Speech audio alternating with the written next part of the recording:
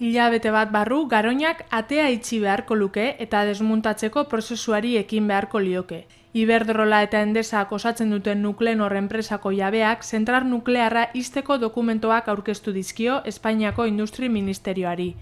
Baina zehaztu du baita ere, zentrala mantendu nahi duela eta horretarako baimena eskatuko lukeela, ministerioak bide emango balio. Ekologistak martxaneko kideek elkarretaratzea egin dute gaur goizean gobernu zibilaren aurrean Garoñaren itxiera eskatzeko. Industria Ministeritzak atera behar du halako orden ministerial bat, Garoñaren bizitza luzatzeko, ez?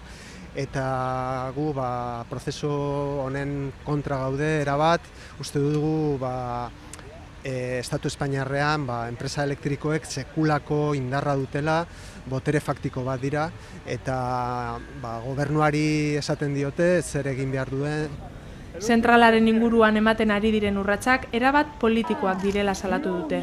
Adibidez, Felipe González, Gas Natural Fenosan dabil, Aznar Endesan, eta horrek erakusten du horiek daukaten boterea, ez?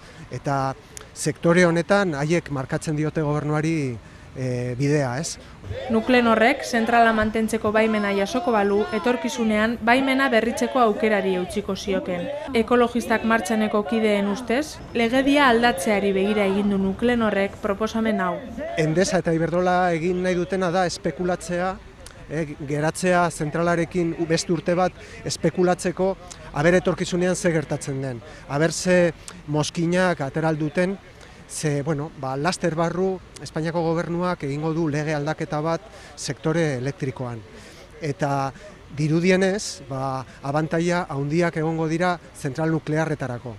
Espainiako Segurtasun Nuklearreko Kontseiluak Industri Ministerioari helarazi dizkio aurrerantzean Nuclenorrek eman beharreko pausuak.